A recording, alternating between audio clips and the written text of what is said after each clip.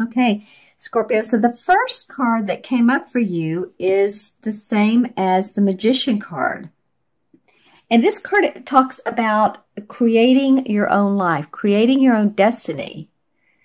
As you can see, she has the Pentacle, which is about her money. She has her Cups, which are about her emotions, her heart, and love. And the Sword, which is about ideas and thinking. And, of course, the Wand, which is about what she's going to create outside in the real world, in the world of work and manifestation. So it feels like, Scorpio, that you guys coming up mid-month are excited about what you're doing, or at least you're paying attention quite a bit to your own destiny. Where is this leading you? What are the questions that you're asking yourself? Pay attention to those. Like, am I enjoying what I'm doing? Is it serving my highest purpose? You know, we're all going through a little bit of this with all the shifts and the change and everything that's going on astrologically, but really pay attention to that towards mid-month. This will be before Thanksgiving time in the U.S. and, you know, before the holidays. So maybe it is a good time to contemplate as well. But this really is, you're having a keen interest in producing your own play. Let's just call it that. You know, who are the actors? What are the key parts of the play? You all that act and do those types of things, you could probably tell me these key words. But there's always a main part. There's always a part that's dramatic, or at least get your attention. And then there's the end. There's the final ending. So what do you want your play to look like? Think about that and visualize it. And this card is a Major Arcana card saying that this is a great opportunity and time to do so. And it's interesting because it points towards the next card, which is the Ten of Pentacles. And I mean, awesome. It's almost like, you know, you can't financially. This is a pretty optimistic card. This has to do with, it's the 10, of course, the number 10 of the Pentacle cards. So it has to do with completion, of feeling of, you know, finances are good, or at least you're working towards finances, and you see results in the near future that can really be a benefit to not only you, but your family, generations, grandchildren, parents, siblings, sister, brother. So it's a card of prosperity. What can I say? And this is a kingfisher, this particular bird, and the kingfisher actually represents prosperity and manifestation. So, you know, it's interesting that she who is manifesting change and creating her life destiny is looking towards this card of such huge proportions in your, and dynamics in your prosperity, your money world, your finance world, your bottom line. So you really may be thinking about that. It can also be a card of inheritance. So any of you all that are seeing inheritance, money coming in through ways that you had not known was coming, possibly through bonuses at work, but it really more or less means through usually the family channels, property that comes up, and money that, like I said, through inheritance or stocks, bonds that come about. So pay attention to those things. The third card is the Queen of Swords. And the Queen of Swords is an interesting person. She's very dynamic. She's the swords are all about our thoughts, our ideas, our plans. Very, very much the planner. And she's can be sharp, a little sharp with her words. It's interesting with the sword. She's great with her intellect, but she can be a little bit cunning. And so this person can either represent, you know, you're being that way, you're having the aspects of the Queen, and also this represents an air sign. So that'd be Libra, Gemini, or Aquarius, Sun, Moon, or Rising, and the aspects that they have. That all three of those signs, excuse me, are very intellectual. That's why they're air, because it's, you know, we think of intellect coming from our mind. But this could be a person that comes into your life randomly, or someone you haven't seen in a while. This could be someone that some of you are like, wow, they've popped back in. Do I want to get to know them? Are they part of my life? And I'll pull clarification cards on this. Just know that, you know, to up your inner strength, your third chakra, inner strength around this person, because the queens, like, again, like I said, can be very, I hate to say manipulative, but sometimes, but if, you know, you up your game and you have a discussion with this person, then you're fine. It can also mean you just taking on some practical projects, creating new projects and planning. So I'll draw, you know, and that can be for any type of Scorpio. Just think about which she would indicate to you, and I'll draw some clarification cards for you. But, you know, sometimes these cards can go either way. This could be someone coming back into your life that represents someone who you feel is very sharp and intellectual and straight to the point. Or it can be you taking on these aspects. So let's see what the cards have to say. And you know what else I'm noticing in all three cards are birds. This is like a crow. This is a kingfisher. And this is a beautiful yellow-breasted bird.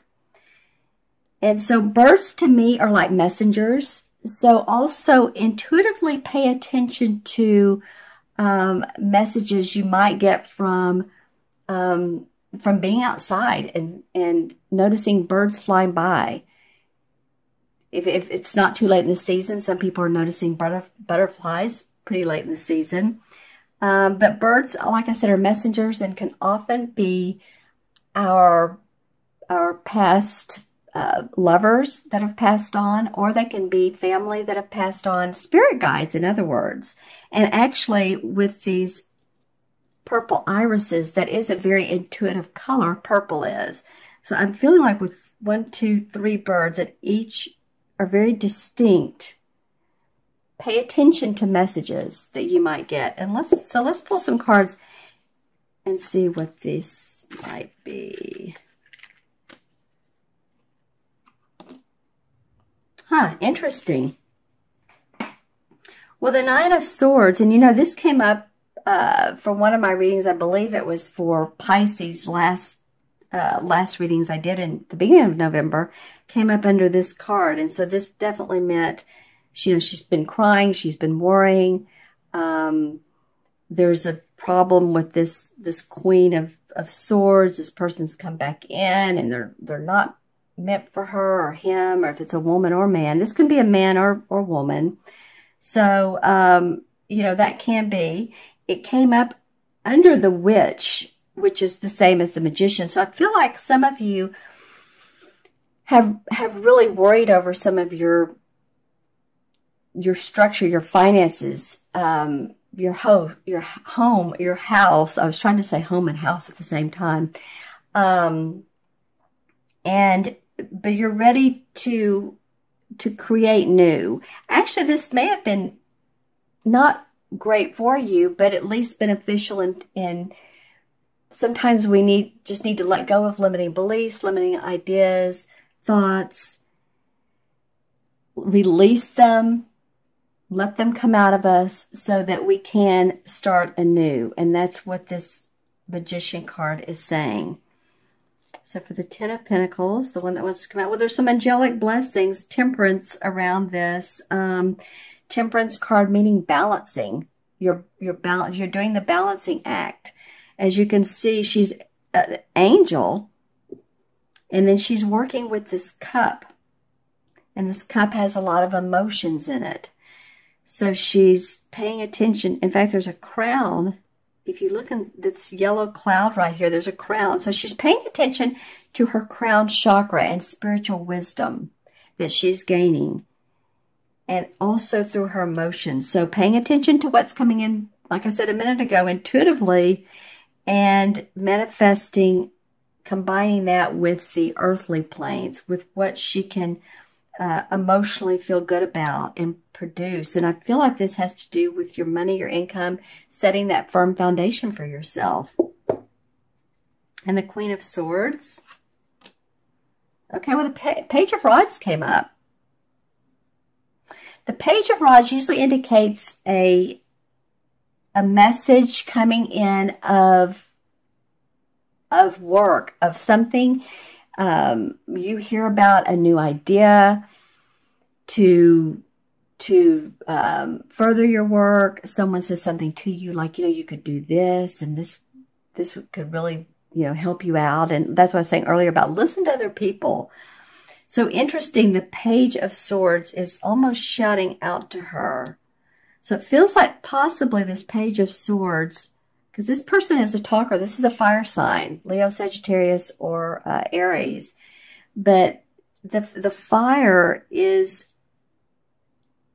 you're able to come up with these analytical ways of thinking when you reach into your page. This page may be a person who has inspired you. It may be even a child. But it does feel like that you feel inspiration. Now, this person, like I said earlier, is a queen that has come back into your life and you're not really great about it. Feeling great about it. Pay attention to anyone who has offered you suggestions, called you on the phone, a salesperson, salespeople. And I've been in sales, so I'm not saying anything bad about salespeople, but it could be that you didn't like this type of news, and now you're doing it your way, or that this news was beneficial and you're reaping the rewards of your benefits, like I said earlier. I'm going to pull also a card from Earth Magic and see what the resolve is. What is the resolve? Karma. Okay, DNA. Well, karma has to do with, this is, like I said, Earth Magic cards, and they're all about the earth and the different components. And it feels to me like with the karma card that you guys are experiencing past life, and it could be past generations that go way, way back. But this is coming about for you. Maybe you've looked at a picture of your great-grandmother, or you've had a bibliography done, and you've studied your generational charts. So you've studied that, and you're looking at why you're the way you are, and how this is benefiting you, or how it's making you look at life. So in the DNA part, for me, can spell a couple things. I mean, DNA obviously is a collective of your, who you are over time. Your DNA is your timestamp of your collective consciousness on this earth. So this goes pretty deep, Scorpio, my friends, but it does say that you can continue this process through generations, or you can change it. If there's something about yourself that you love and you want to almost teach the generations below you, then you can do that. And if not, then you can change it. You can change the generations and the way that you all have been doing things. In other words, if you've always had, say, Christmas, you've opened your packages on Christmas morning, you may say, hey, this year I want to do it differently. Let's do a big Christmas Eve gala. Let's change our tradition, and let's see how that works out. So it's an interesting card to come up. It can even go deeper. It can be about your spirituality. It could be that you were a part of a family that was a very religious, or they felt one way about evolution, because evolution's coming up, and you see things a different way. So take a look at that if you get a chance, if that comes up. And of course, being around family this Christmas holidays may give you time to at least observe, right? Okay, my friends, I'm going to add up the original 3 cards. We have the 1, 11, 12. 1 and 2 is 3. So 3 is about creative expression. And I feel like that really goes hand in hand with this Magician, because it feels like you can create the life you want. Own what you have. Own what you want to put together, who you are, your values. Those questions I was talking about earlier. Ask yourself those questions, and then you can express them in whatever way you want, whether it's verbally or whether you have a creative hobby or you're a broadcaster or you're an intuitive like me. You know, however way it feels good to you, this gives you the chance to do that.